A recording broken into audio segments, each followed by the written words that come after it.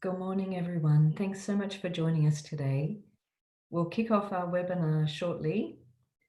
My name's Julianne. I'm the Senior Trade and Investment Commissioner with Trade and Investment Queensland for China, and I'm delighted to join you here today as moderator for a discussion with panelists to zoom in on IP protection for China.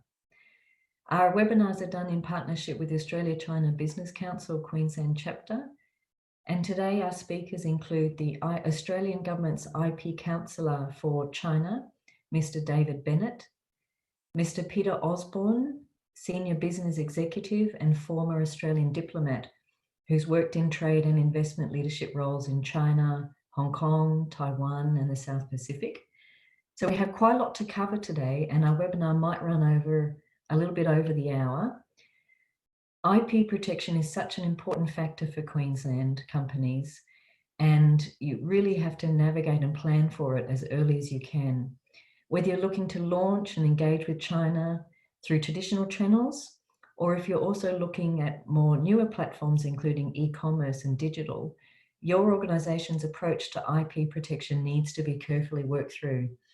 And through our presentations with our guest speakers today, we'll outline and unpack some of the key IP protection issues, strategies, some practical tips, and some insights for the China market. Given the surge in e-commerce sales from COVID-19, our discussion is also going to touch on IP protection for Chinese e-commerce platforms. Housekeeping, you can post questions during the webinar, and we'll address these at the end, time permitting. If we don't address your questions, please feel free to reach out to TIQ, to our team, after the webinar. Our contact details will be provided at the end. So without further ado, it's my pleasure to introduce our first panelist today, Mr. David Bennett, IP Counsellor for China. David is IP Australia's first intellectual property counsellor to China. He's usually based in the Aussie Embassy up in Beijing. He provides Australians with practical guidance on how to protect their IP for China, for the China market, and he supports Australia's engagement with China on IP policy issues. He's a registered trademarks attorney, a former biotechnology patent examiner, and has worked in IP Australia's international, domestic and trade policy sections. He was previously Director of IP for a Californian-based biomedical startup company. So, David, you've got all the credentials, and we're so delighted to have you today. So over to you. Thanks so much. Thanks, it's a pleasure, and thank you for inviting me onto this webinar. I think it's great that Trade and Investment Queensland has been running this COVID-19 recovery web series, but particularly with the focus on e-commerce, that there is this webinar particularly dedicated to intellectual property protection in China, with a particular focus on e-commerce. It is really critical and too often overlooked in people's market entry. So I guess today's webinar is going to complement the previous couple of webinars that TIQ has done by telling you how to manage IP risks in the Chinese market. I'm going to explain some of the main risks and then give you some practical, very actionable information on how you can manage those risks and give yourself the best chance of succeeding. My slides will be circulated afterwards in a PDF form, so you can access all the hyperlinks to additional materials and everything from within that.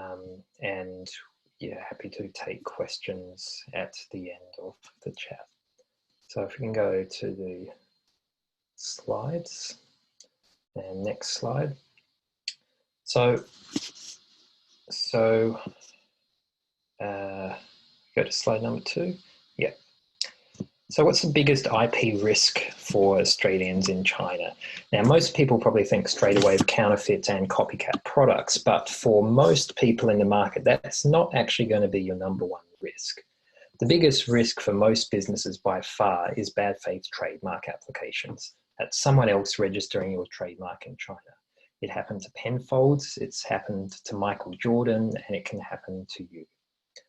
The second risk I see is businesses using poorly drafted contracts in China that fail to protect their interests. Now, I would say probably number 3, if your product becomes successful and popular in China, then you may face the third risk, counterfeit and copycat products. So how you protect your IP and mitigate these and other risks can be really critical to your success in China. So that's what I'm going to focus the rest of the presentation on, how to mitigate these risks. Next slide. So I work for IP Australia. We're the government agency responsible for administering the IP system in Australia.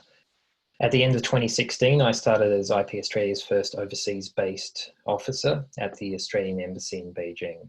I help Australians to protect their IP in China by giving information and guidance on how the systems work in China, and that includes on your specific circumstances. And the email contact address is here, chinaip@ipaustralia.gov.au. So what I can do is give useful information and guidance on your situation. What I can't do is provide legal advice or legal services. That's the jobs for the lawyers and the IP attorneys, and I will steer you in that direction. Next slide. So I'm going to run through IP 101. The first thing to understand about intellectual property is that it's not protected automatically. It depends what it is. If you created a creative work, like a book or an artistic work, then copyright applies automatically, but copyright is the exception here. All the other IP rights have to be registered in order to be protected. Trademarks are used to protect brands, patents to protect inventions. Designs, also called design patents, are used to protect the visual appearance of a product. Plant variety rights for new plant varieties, copyright for creative works, and then trade secrets to protect commercial secrets. Now, obviously, trade secrets aren't registered, they're kept secret, but all these are others are registered rights. Now, next slide. I highlighted trademarks here just because for most businesses, this is your most important asset, and a trademark registration is going to be the best bang for buck you can get. Okay, next slide. So let's look at an example of how IP actually protects a product. Chosen here a great Australian high-tech invention, ResMed's CPAP machine. Now, of course, it's protected by patents for the inventions there, but it's not just patents. There's also trademarks, both plain word marks and logo marks, protecting the ResMed brand, designs protecting the visual appearance of those products, various aspects of the product protected by copyright, like software source code, product images, product manuals, and then also trade secrets. Next slide. So if we look at a less high-tech product, Lucas Pawpaw ointment, IP is just as important for them as it is for ResMed. Most importantly, it's the trademarks here that protect the brand, both the plain word mark and this figurative mark, the word logo combination. Next slide. So first key message for my presentation is to register IP rights in China. The key thing to understand about IP rights is that they're territorial. So if you register a patent or a trademark in Australia, that protects you in Australia and nowhere else. If you want to protect your IP rights in other territories, you have to register in those territories. So think about registering in any market if you want to do business or manufacture in. When we talk about registering in China, we have mainland China, Hong Kong, Macau, and Taiwan, all separate territory with separate registration procedures. So you've got to go through separate processes for each one. There's no such thing as an international patent or an international trademark. What we do have, though, are international systems that make it easier to file in multiple countries. So that's the PCT for patents and Madrid for trademarks. Copyright's automatic, but there are optional copyright registration procedures in China and some other territories that can help make enforcement easier. Next slide. Now, trademarks. For many businesses, this is going to be the most important one. A trademark is a sign. It can be any kind of sign that distinguishes your goods or services from those of others. It's usually a word or a logo or a combination, but it can also be a shape or even a color. A trademark is the IP right to protect a brand. Now, I'm sure in the other webinars in this series about commerce in China, you've heard a lot about your brand, about building your brand, having a strong brand, etc. Well, the trademark is what you use, the legal right to protect your brand. In order to be registered, a trademark has to be distinctive, not purely descriptive, and must not conflict with existing trademark registrations. So something like Great Aussie Milk Company, that's purely descriptive. That's not the sort of thing you can trademark. But Devondale, a word, a creative word, is distinctive and can be registered. Next slide. So because the IP rights are territorial, your brand is only protected in China if you have a registered trademark in China. Now, China operates a first to file trademark system. This is different to Australia. This means that with only a few exceptions, that essentially if someone applies for a trademark, they will get it, they own it. It's whoever files first, it doesn't matter who developed it or who first used it. Unfortunately, this has been exploited by trademark squatters or hijackers, we call them, who register other companies' trademarks, basically either seeking a payout to sell the mark back to that true owner, or to use as a cover for their own products to exploit that company's reputation. It's by far the most common issue I see affecting Australian companies in China.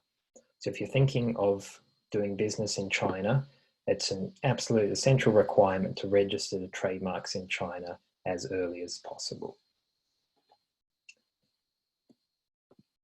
Now, I've put here a real case that came across my desk last year. This was an Australian wine company, a small but successful Australian wine company. They'd been selling their products in China through local distributors for several years and didn't register their trademarks in China. What happened last year was someone else registered their trademark and then started suing them and their distributors for infringement. So their local distributors were called to appear in courts, in local courts in China. The Chinese company was doing this either to build leverage to then sell the trademark at an inflated figure, or perhaps even use the company's existing reputation on their own products. This Australian company was then faced with either a long legal battle or simply abandoning the Chinese market. And I think abandoning is probably what they're going to do. So this is why it is so important to register trademarks in China as early as possible. Now, I've got another example here. This was in skincare, and this was a large Australian skincare company, household name company you all know of. They found that a Chinese company registered their trademark in China. What this meant was that they were effectively blocked from properly entering the mainland Chinese market. They couldn't set up the flagship e-commerce stores that they wanted to. They couldn't pay for the advertising. They couldn't use importers, distributors, or even put in physical stores. So their access to the mainland Chinese market with their trademark taken by someone else was really just throttled, limited to the Daigou and the cross-border e-commerce channels. They were operating out of Hong Kong, where they did have a trademark. There was a more positive ending than the last story, though. After about 10 years of legal fights, they finally won back their trademark. That could have all been avoided by registering the trademark as early as possible. So how do you do it? Simple answer is go to a trademarks attorney. The trademarks attorney has both expertise and experience filing in China. Registering trademarks in China can be tricky, so what we see is that self-filed applications usually don't have very good results. Really, you want to pay the money to get a trademarks attorney to help you.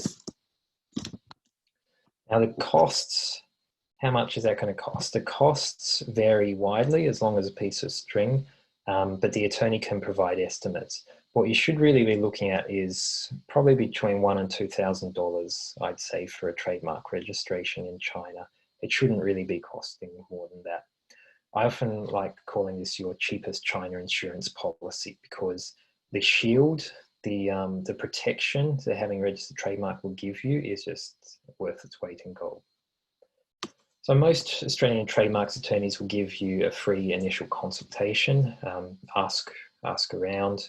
I can't recommend specific attorneys because we're government, we don't play favourites, but ask other people in your sector and potentially contact a few and try and find someone who's a good fit. Now, key thing as well is you should be managing these trademark registration processes yourself. So if you've got your importer or distributor says, yeah, don't worry, we can take care of your trademarks for you, don't go with that. You should be extremely suspicious of that. The last thing you want is someone else controlling your trademark. So take care of it yourself. Next slide. Now, there are I think it's now up to 25 million trademarks registered in China. And if you're using a trademark in Australia, it doesn't necessarily mean you can use it in China. Someone else might already have something identical or similar. You can do a search of the Chinese trademarks register. This can help you avoid wasting time applying for trademarks that are likely to be rejected, and it also help you avoid infringing others' marks. We've got a guide on how to search the trademarks register up on IP Australia's website. There are limitations doing a search yourself, but it can still give you some useful information. A trademarks attorney can do a professional search. Next slide. So Chinese language trademarks. Depending on what your product is, it could be beneficial for you to have a Chinese language trademark in addition to your English mark. That's branding and marketing. You know, it's there's no hard and fast rules on that. If you do decide to get one, there's several approaches. There's transliteration, translations, or combinations. The important thing I want to emphasize is that this is a branding and marketing process. It's not just translation. So you need to consult branding and marketing professionals. I've seen some really unfortunate Chinese language brands where people have just asked a translator or someone to come up with it. It's not that simple. Now, very important as part of the brand development process, check the Chinese trademarks register to see what existing registrations are there. And so you don't waste time trying to develop a brand someone's already got. Most importantly, apply to register that Chinese language trademark in China before you reveal it publicly or to business partners or anyone to minimize the risk of someone else taking it. Next slide. Click next again. So these are a couple of examples I won't go into in detail. Chinese language trademarks we can draw lessons from. So first of all, Mr. Muscle had such a terrible literal translation of their brand that it got mocked by consumers. Jiro Xianqiang sounds like Mr. Chicken Meat. So it was so bad they had to redevelop it. So the lesson, if you're using a Chinese language brand, make sure it's a good one. Second, Penfolds. Now Penfolds developed this great trademark, Bunfu, but didn't register it in time and someone else beat them to it. That ultimately took them 10 years to get registration of their own trademark, which they secured last month. They secured in April, but only took 10 years. So avoid that by registering as early as possible. Next slide. Now, this is a case study I just put together from some publicly available materials. This is a Queensland company that, from my perspective, looking at this, seems to have done a few things right. They're a Queensland-based manufacturer of skincare products, and their main brand is Skin Nutrient. And they've got this Chinese brand, this Algae Lai, and this goat's milk skincare line is their most popular product. What they've done well, both the logo mark and the Chinese language trademarks are registered in China. They have their Tmall flagship store selling their products, and there's also Taobao Daigou, and then it's also on JD, VIP, Pinduoduo, and others. So by having their trademarks registered, they're safe. You know, they have that shielding them from any of these other scenarios that are set out before. What I will note though, what they could improve on, Skin Nutrient is a terrible brand for the overall company name. That's just not distinctive. That's why they've had to rely on logo protection, which is relatively narrow, rather than if they had a distinct company brand that they could also protect. Next slide. Now, designs. If you've come up with a new design that is the visual appearance of a product that differs from prior designs, this can be protected through a design right. In Australia, we call this a registered design. In China, it's a design patent. We have a lot more about this on our website, and the link is here. Most important thing to understand is that you need to file the design application before making the design public. Once it's out in public, you can no longer get protection for it. So if you do have something of this nature, consult an attorney about getting your application in before revealing it. Next slide. Now, this is a wordy slide, don't worry too much about it. Just a note on copyright. While it is essentially to protect creative works, you know, films and music and the like, it can also have some practical uses for people selling products in China. If someone copies your copyright protected product images you own the copyright for, you can use your copyright to then enforce against infringing web pages or infringing listings on e-commerce platforms. Another way it can be useful is if your logo is sufficiently creative and you've commissioned that, or you own the copyright. This can be useful to enforce against infringers and challenge trademark registrations. China's got an optional copyright registration system, and this can help enforcement, and a lawyer can guide you on copyright registration enforcement procedures. Next slide.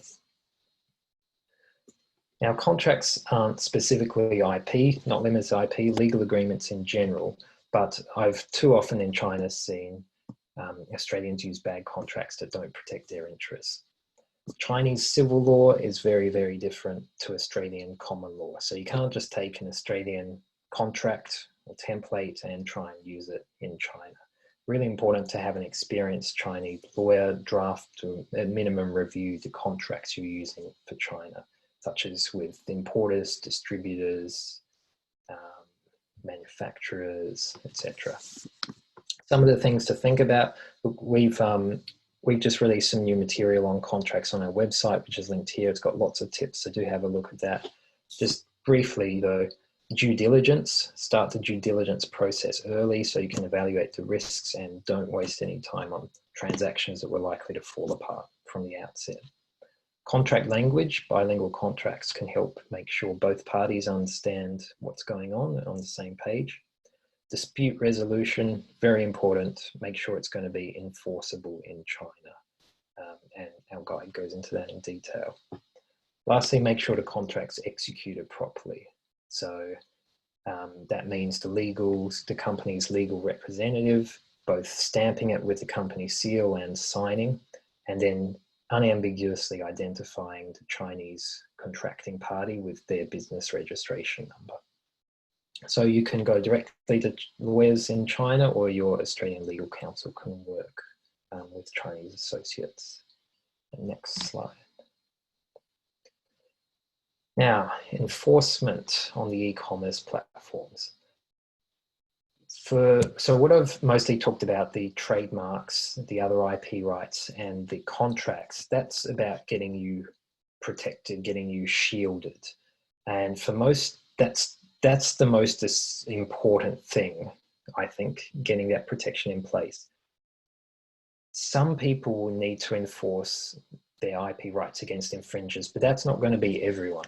If you're lucky, you won't have any infringement, but I'm afraid that if you're successful and popular, then infringement is a very real possibility. If you encounter infringements, you might find them first on e-commerce platforms. So these platforms, so Alibaba, JD, then also others, you know, Amazon, eBay, all these e-commerce platforms have set up IP complaint systems. So use those systems. If you encounter infringement, use those systems. Don't write letters to the platform or write letters to your local MP. The typical procedure here is that an IP owner uploads evidence of their IP rights, and then they can file IP complaints on the platform. And in China, that usually means you need a registered Chinese IP rights. So for example, you'd be making a takedown request on the basis of your registered Chinese trademark or the copyright for your product image. It can be very resource consuming for rights owners to monitor the platforms and go through submitting complaints again and again and again. If infringement is an issue, there are online brand protection services that specialize in this. So I've put the logos of a few here, and that can help make that process more efficient. Next slide. So we've got a couple of slides here about anti-counterfeiting measures and verification authentication technologies. The real use of these is, firstly, you can actually distinguish real and fake products. That's very important for reassuring consumers and local partners, distributors and others that you're investing in your own, backing your own product, and people appreciate that. The other main use of this is to make you a less attractive target. Counterfeiters and infringers are pretty economically rational. If you make yourself a harder target, then they'll move on to an easier target. It's as simple as that. You don't want to make yourself an easy target. There's all sorts of commercial measures here on anti-counterfeiting technologies. There's no one size fits all, so look at what works best for you, and it'll depend on the value of your product and how important the consumer trust is. Next slide. Now, traceability and authenticity verification is just really coming into its own in the last couple of years. These are things like QR codes, the RFID and NFC chips, and then things like these Lava smart fingerprints that I've put on here as an example. Lava, this is technology. People use a smartphone to scan the ID, the unique ID, which then verifies that the product is genuine or not. It's hard to hack compared to some of the old QR code technologies. And it's being applied in market now. So Reed's cherries here, Tasmanian cherries, very high value product, using this technology to track it all the way to the consumer in China. There's many other technologies like this, so have a look around and see what is out there. Next. So if you do get infringement, the IP rights you have are really only as good as your enforcement. IP rights are private rights, and that means that it's IP owners who are responsible for enforcing them. It's not something the government does on behalf of IP owners. It's your private rights. You have to enforce it. Enforcement could be a whole talk in itself, but I'll just skim over by saying Chinese laws do provide the tools needed to tackle infringement, and that's both online and offline. We don't need to pull strings in government or things like that. You don't need to have Australian government being involved.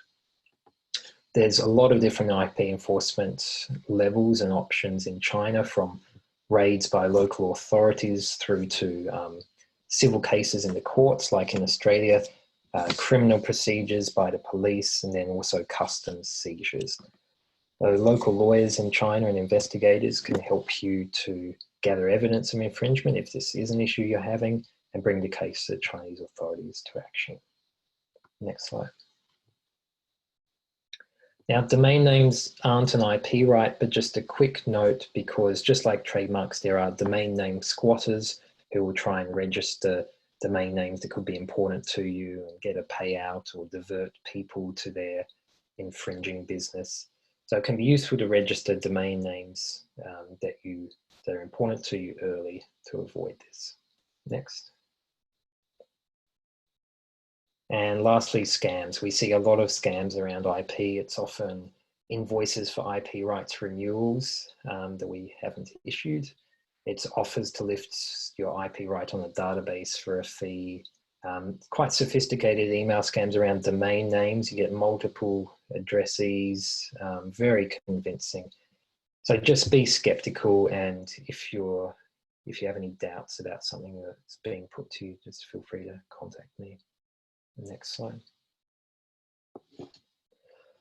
All right, so just to recap the take-home messages. First of all, register IP rights in China. I think this is just an essential prerequisite if you're thinking about the Chinese market.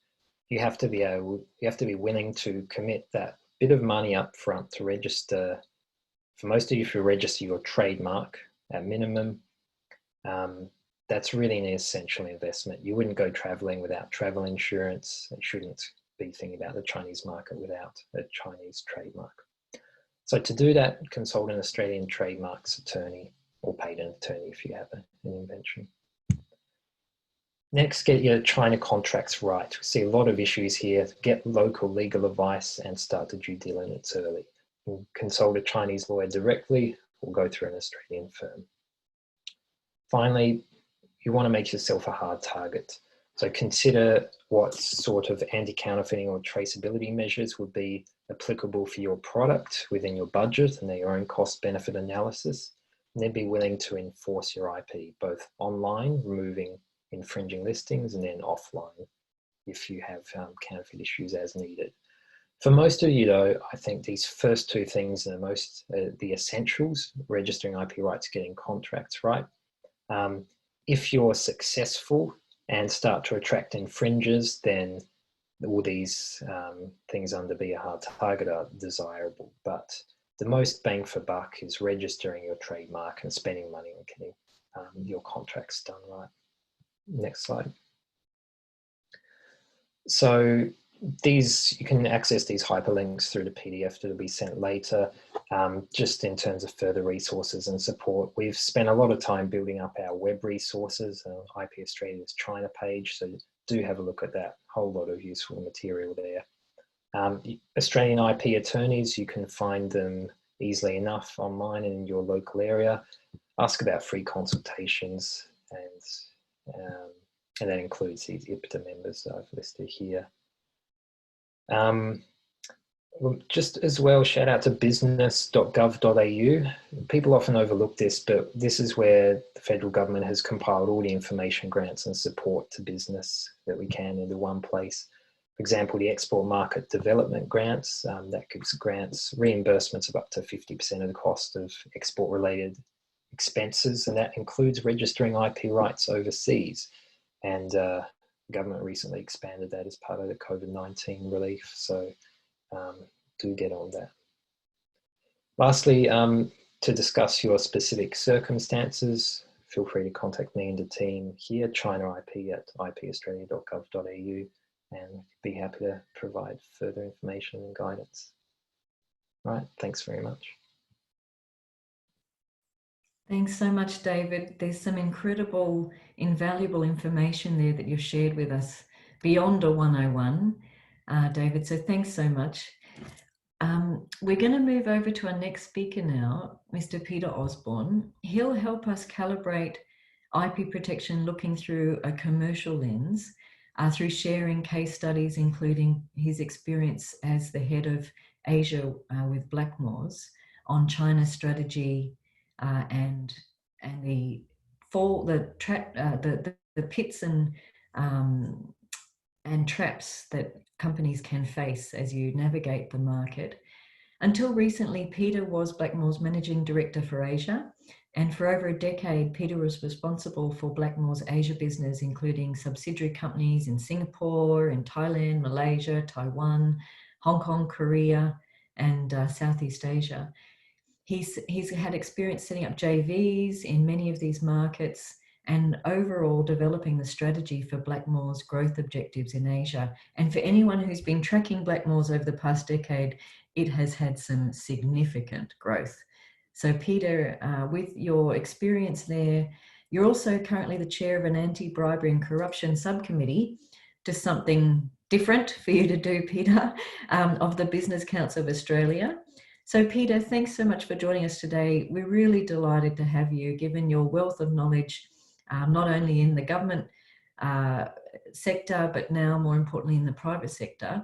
we're really keen to hear from you on your tips and your experience with Blackmores. So thanks, Peter, over to you. Appreciated. And let's see, hang on, it says I'm muted. No, I'm not muted. You're unmuted. Okay. Thanks, Julianne, and thanks for the opportunity today, and thanks to Trade and Investment Queensland.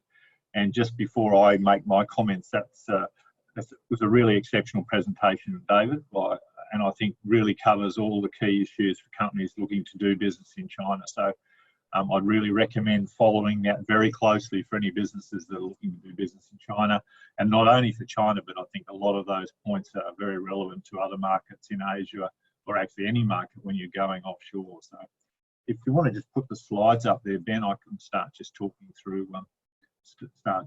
that. So look, I'll just kick off, and some of what I'll cover is what David's covered, so I'll skip through that. But I'll just to start off with this, a pyramid of IP protection, which was a really good piece of work put together by McKinsey a few years ago. But I think that it summarises quite nicely in a graphic form a number of those key areas that mentioned in David's presentation there about really must-haves right up through to nice-to-haves. And I'll just touch on a couple of those points. So you just flick to the next slide, Ben. I think the main thing, as David says, it's all about prevention is better than cure, and really you really need to do the work up front. Have a look at, you need to think about IP as a key part of a market entry strategy and your risk strategy, and really look at whether your IP rights are registrable in China. Is your product or service at risk in China, but not only in China but also outside China? And I think particularly with the Daigou market out of many countries into China, you've got to also think about if your products are selling in other markets, including Australia obviously, but not in China yet. Maybe people have looked at your product or your brand and thought, hey, this could have good opportunity in China. And as David says, maybe they've moved already to register a trademark or register some of your marks in China. So think about that. Think about where you're looking to sell, whether it's in the domestic market, cross-border, and I'll touch a bit more on that in a minute myself. And a final point on that slide, which is down the bottom right, which really picks up strongly, I think, a point that you made, David, is it's around holding your registrations. Make sure you're the one that holds your registrations. Often when you're dealing with Chinese partners, they'll be very keen to register your products for you. And a lot of the times they're doing that, they're not actually, don't have any fraudulent intent. They're actually just want to be very helpful to you.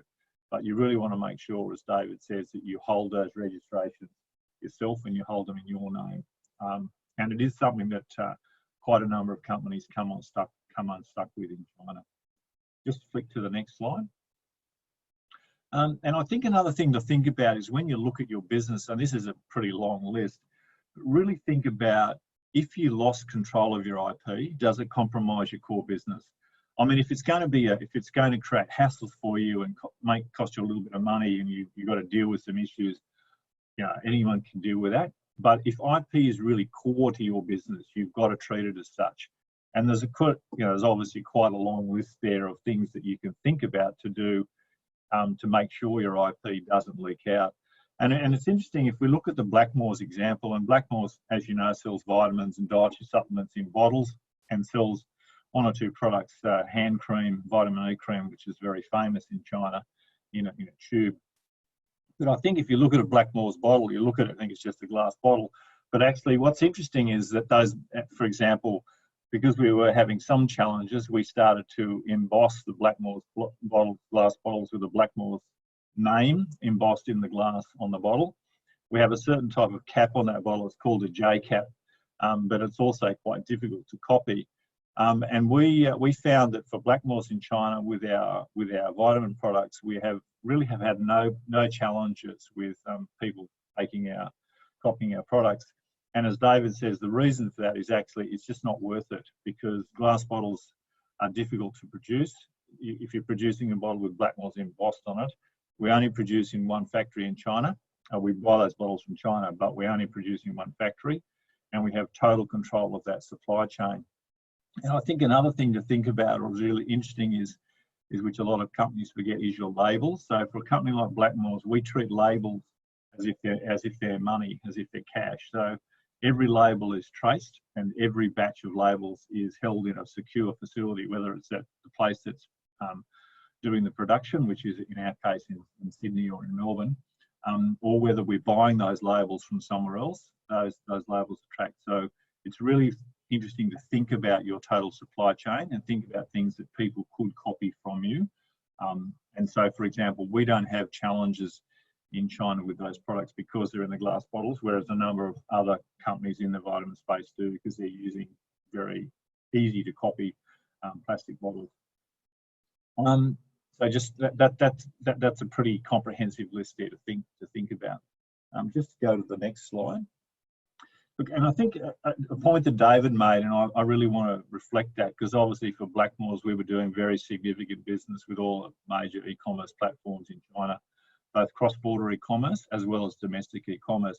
I think the point to make is that the e-commerce platforms don't like this either. I mean, they don't like IP theft. And as David says, we had very good support from Alibaba, well, from all the platforms, but particularly from Alibaba. And we used the system that David had on one of his slides there, and we were very close to the IP protection team in Alibaba, and we found them very responsive. So whenever we had a challenge, we'd found a product that we thought was maybe a fake product, or someone was doing something with our products on those platforms, we'd registered in that system, and we found they moved very quickly. We're often getting sites shut down within 24 hours of us raising an issue particularly with Alibaba. So really, they don't like it, and they want to stomp it out. And as David says, the most important thing is you follow their systems and processes to do it. If you send a note to an email to someone in Alibaba, it'll probably disappear because they're just too busy. But that system works very well, and we found it worked very well for us. Just on to the next slide. I think another point which takes it on from what David says is, if you are a brand that's active in China, and a key point to make is that really you do need to get above a critical mass in sales before anyone's going to bother to copy you. For Blackmores, we had one product which was our vitamin E cream product, very famous in China, significant sales in the market, and once it reached a certain sales volume, then it did become a target for potential fakes or for people trying to copy that product. We worked with a number of companies in China. There's a couple of them listed there: Rouse, Executive Solutions Group, ESG, and also Control Risks. And they do monitoring of, so we had retainers with those companies to monitor particularly e-commerce sites, and then look for what we thought might be products that were either infringing on our IP or were being sold as fakes. And we were very successful in China through that process. So we worked very cooperatively with the Public Security Bureau in a number of locations to close down factories that were producing or seeking to produce fake product. And what's interesting is that what we found was that a number of those factories were producing Blackmores, Swiss, Penfolds wines, all, a whole range of different products, all in the one factory. And so we worked together with other brands to enforce that. And I think, as David says, it's all about making yourself so that someone knows that if you start copying it, you're going to get trouble. And you do take action. We do take action, and the PSB in these places was very helpful and very supportive, as was, as David says, as was Customs. So we found that very worthwhile to do, and particularly if your sales get above a certain level in China, you really want to have these agencies supporting you. And just to give you we're a big brand in China. Just to give you a feel, we have sales of about $200 million in China, and that we were spending about 5,000 Aussie a month doing this monitoring service. So if you think about a year's sales, and it's maybe $60,000 you're spending on monitoring, and you've got sales of 200 million. So it's pretty relatively cheap insurance, if, as David put it, for that, and it does work very well. Just on to the next slide. We also had a very strong relationship with a number of different agencies in China, and one of those was the China Association for Quality Inspection. I was actually asked to be a committee member of that association. which was very helpful to us and very useful for us when we did have any IP issues in China. Because, as I've said, the government doesn't like this either, and they want to help to stamp stuff out. If you flick to the next slide, we also had CAQI also has a QR coding authentication process that we used on Blackmore's products, and so the QR code, actually you scan it from an app on your phone, it takes you through to the CAQI, so to an official government website, and then it verifies that code as being an authentic Blackmore's product, and then takes you on to the Blackmore's, in our case, the Blackmore's WeChat pages. We found that very effective for us for two reasons. One, because it was, it was used a lot. It was being scanned very heavily by a lot of consumers buying our products for using it. But secondly, because it's taking you through to a government agency, in our case, that was part of that process. Again, counterfeiters or people who might want to steal your IP are very reticent about copying a QR code from a Chinese government agency. And we did find one counterfeiting agency did try to do that, and to be honest, they got into all sorts of trouble because you're copying a sticker from a Chinese government agency. I'm not sure where those guys ended up, probably in a prison in Heilongjiang. So, but that's worth thinking about too. And if anyone's interested, I'm happy to provide the details for the CAQI. So just on to the next one. And look, just to wrap up, because we do want to have time for questions, but I think sort of just a few sense checks, if I put it that way, from our experiences there. And I'll start on the right hand side, which I've already made before. I think for most brands, until you get to a critical mass in your business in China, counterfeiters won't bother, because, as David says, they're very commercially driven, but honestly in some ways they're a bit lazy, so they're only going to pick off things where they can make significant money out of it, otherwise they won't bother. And I'll go back to the left there, watch for things that just seem a bit off, and I think instinct does serve you very well. So if you see something around someone's interest in your product, or something you see on a website, or the way something's being advertised, or, as David said, some of these inquiries that come into you, and we used to get them like on a weekly basis. We can help you fix up your trademark in China. You'll sense, your own sense will tell you think something's a bit off with that. So be careful of that. I think the other thing is to really, as I put there, listen to the market. So you need to be out there. You need to monitor it. There's agencies that can do that, but you want to be doing it yourself as well. Look at what's online. Look at how people are thinking about your product. Look at the inquiries you're getting for your product. And be out there, be interested, and be curious. And again, if you're a brand that seems to be very active around this space, again, people usually tend to steer away from you, or just won't bother. I think down the bottom right-hand corner, the other point to make is that, most people in China, most companies, most government agencies, they don't like this stuff either. Okay, they're against it, and they'll be very supportive. We found we had great support from, particularly from Chinese government agencies, the PSB, obviously, David and the team there in the embassy in Beijing. Julie and the team, there's lots of people who can help you and who are interested in this space to help you get through challenges, which then flicks me back to the final point on the left side over there. Is the other thing I think to think about is, even when something happens, generally you can make your way through it. Sure, it might take you 10 years to get through the court case, or it might take you a couple of years to solve an issue, but generally you can solve these issues and you can fix them, and you can keep your business going forward. And you can learn from those challenges. But I don't think, I know some companies think about it as it's being something it's a huge risk for China. I think it's a risk like any market, and it's a risk that, particularly I think through all the stuff in David's presentation today, that Australian companies and Queensland companies, you can manage those risks quite well. And there's lots of people out there to help you, including, other thing I'd say is including companies like Blackmore's, like Tenfold's, companies that have been active in the market for a long time. We're always happy to talk to people and give our advice or give our views or make some recommendations on for example, who we've used in the market to, say, for example, those companies we've used for market monitoring, they're very good, and we'd be happy to make some recommendations about that, and same as any IP lawyers, etc., that we've found to be very helpful. So that's about how I'd leave it. Happy to take any questions. Thank you. Thanks, Peter. That was great. So to our Queensland audience, you've now had policy and practice through the insights from David and Peter.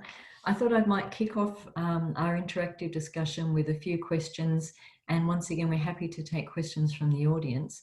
So Peter, just drilling down and continuing on your discussion points, could you share some of the key lessons learned from your China journey that are particularly relevant for SMEs? Like, as you said, many SMEs think, oh, that's a massive stock listed company, I couldn't possibly, be in that league. What about some practical tips from your perspective for SMEs? Can they do it? Yeah, look, you certainly can, Julianne, and I think absolutely, if you follow the recommendations, particularly that David's made there. I mean, I think it's really important to move very early on trademark, and that's true. Trademark, business name, things that are identifiers for your brand and your company, and do that early. And I think the costs for that aren't that great. And really, my big comment would be, if you're not willing to spend $2,000, $5,000, $10,000, for example, to register your trademarks in China, you may as well forget it, because if you're in that market for the duration, you're going to need to spend a lot more money than that over time to build your brand and build a business there. So that would be my first comment. It is insurance, and you really need to do that and do it very early. And then I think it's a matter of, as I say, my second tip would be working with different agencies and people to sort of help you along that journey, and just keep getting as much advice as you can. Thanks, Peter. And one more cheeky one for you, Peter. Yeah. So, in your roles, you've looked after multiple markets, not just China, and you kind of touched on this. So why do you think China has such a bad rep? Look, I guess let's be fair here. It's a country of 1.3 billion people, so the probability that someone there is going to get a bit creative is probably pretty high.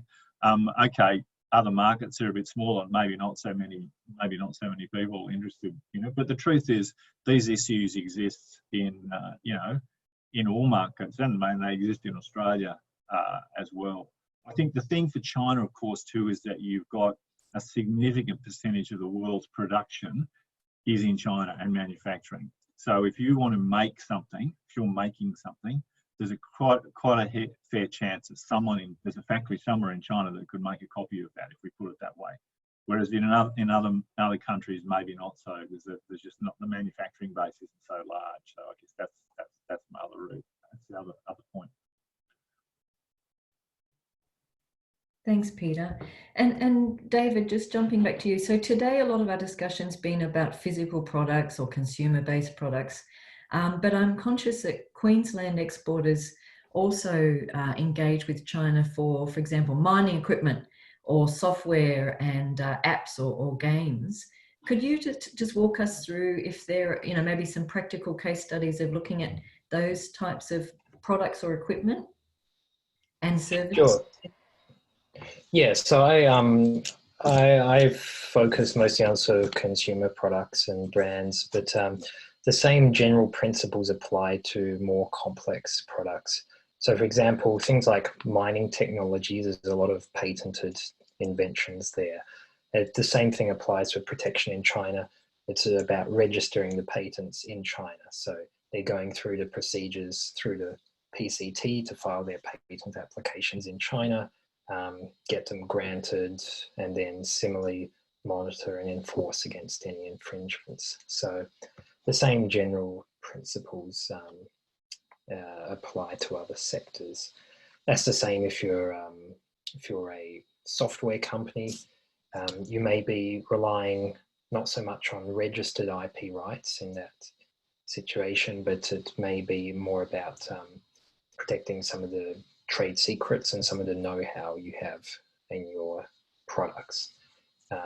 software as a service is very common now, rather than so we don't tend to see as much simple copies of software as when it came on a CD-ROM or something, because a lot of these are services provided through cloud software now, so that tends to be a safer. We don't actually see as many problems around that, really. Thanks, David. And a couple of questions from the audience, and this is perhaps relevant for both David and Peter to comment on. We talked about if something does go wrong, and say that you're a Queensland product exporter, you might be a health supplement, Peter, and you come across a case where someone in China has become unwell consuming a counterfeit product. What can you do? Yeah, look, that's an interesting one, and for two reasons. Is that there are a number of scammers in China, a few scammers in China, who will approach a company and say, look, we took your product and we've got sick, and therefore we want to make a claim against you. And we had those cases with actually quite frequent regularity. But usually you can work your way through those. For example, firstly you want to find out where they bought the product, what is the product, how did they get sick, something else that could have influenced them, etc., etc., etc. Look, when it comes to as I say, we were lucky in that, as I say, in the whole time I was with Blackmores, we did not have any fake vitamin or dietary supplement products in China. We had some fake vitamin E cream product in China, and we did have one or two cases where people said, "Hey, I've got some skin irritation from using your product." What we then did, obviously, is you get samples of the product from the consumer. In our cases, we get samples of the product from the consumer. We'd sort of register that with both the local authorities, whoever's the most relevant local authority. We register that internally. We do the technical analysis of that product. If we discovered it was, if we then discovered it was a fake product, we would provide those details to the consumer, and usually to the local authorities. And in the cases where this was a genuine person, it wasn't a scam. What we normally did, honestly, we gave them genuine product. We then gave them genuine product to replace any product that they'd bought, if they bought that product in good faith. And usually, in most cases, we ended up with quite a loyal consumer afterwards. But I think it's a matter of, you've got to have a good SOP, like a standard operating procedure, to deal with that. You keep the consumer and relevant authorities involved and updated on the total process that you're going through. And so you've got an independent outside organisation involved as well, whether that's the local State Administration for Market Regulation person, or whether it's the PSB, depending on what stage that's at. David, I don't know whether you have any comments on that as well. No, not too much to add to that. Just, of course, for any company, that's the number one fear, some sort of health and safety scandal caused by a fake product. The Chinese authorities, when it comes to IP enforcement, are particularly vigilant against anything that could threaten consumer health and safety. So, it's one thing if you're trying to get protection for your luxury handbag, but if this is a product that people are ingesting or otherwise affects health and safety, you're going to really get strong support from the authorities when it comes to enforcement. So just note that as well. Yeah. Thanks, David, and thanks, Peter. So another question from the audience, but so I'm jumping back to trade secrets and also strategies for protecting things like research and development. David, do you have any comments on that? Yeah, when things like trade secrets, which are not registered IP rights, are sort of naturally quite difficult to protect. It's really about controlling information access and information flow. So there's a couple of levels. I think first is contractual. It's having really strong contracts with employers or with people you're doing business with, non-disclosure, to make sure that if there is a leak, you'll be able to take action against it. And having that contractual basis there then puts a deterrence on people from potentially leaking that.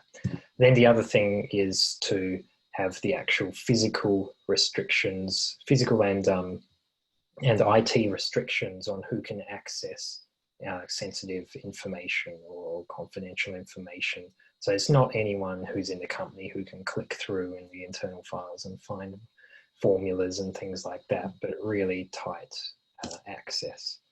The most common source of trade secret theft is not hacking or something like that, but it's former employees who have left and taken some of that information with them. So limited access and strong contracts. Thanks, David. That's great. So a couple more questions for both of you. And I think it's self-evident though. Are there any shortcuts to IP protection for China? David, you first. I think it's about recognizing that there's different tiers of protection and engagement, and going through the ones that are appropriate. So as I emphasized, first up is simply registering IP rights. There's no shortcuts around that. You can try and cut costs in some of the registration procedures, but essentially you still need to pay to get that provided.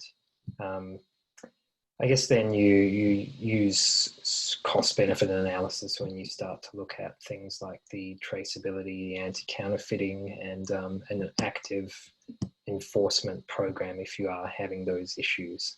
So I'd say commit money on things the essential things, and then do your own cost-benefit analysis for the things above that. Thanks, David. Peter?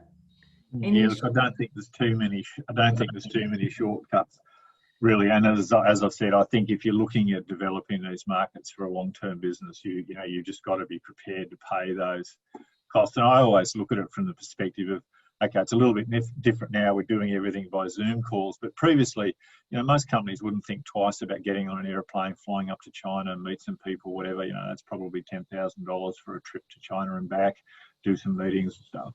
But yet people balk at $1,000 for a trademark. So I always think it's about where your money's best spent, and then and you've got to think about it. You're amortizing that over however long your business goes. So if you're spending $1,000 to register a trademark, but you've got business in China for 10 years, it's pretty low cost. So I don't think there really are any shortcuts. And I also think that these are really critical issues to developing a strong business in China.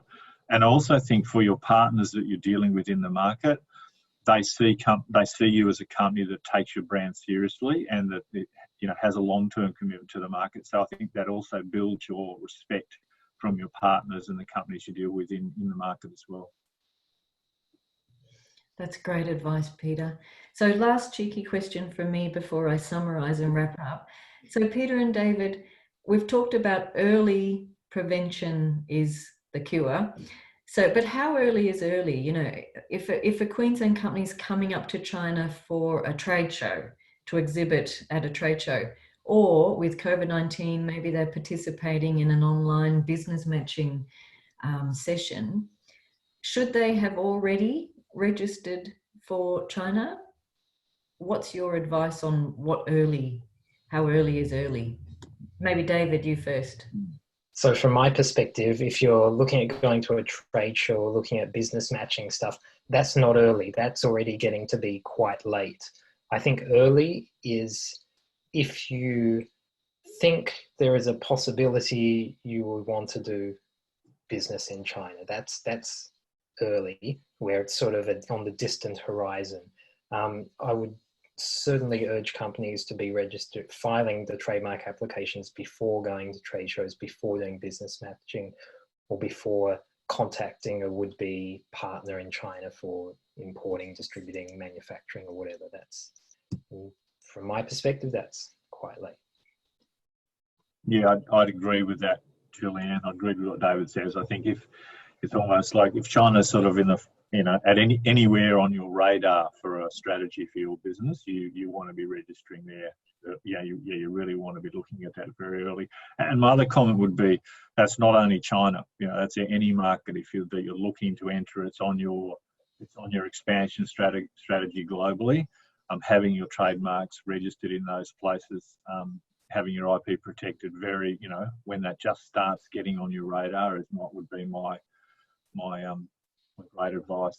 Because again, really in a long-term sort of international expansion strategies, those things are critical to your future success. Thanks, Peter. Sage advice. So I might just walk through what we've learned today in our short IP session, very short but incredibly detailed. So through David today, we've talked about the biggest risks of not having an IP protection strategy for China. We've looked at trademark applications, poorly drafted contracts, counterfeiting, copycatting, and squatters. David's helped us walk through IP Protection 101, looking at how to protect and what to protect, what can't be protected, but things you could do. We've looked at some case studies to illustrate this.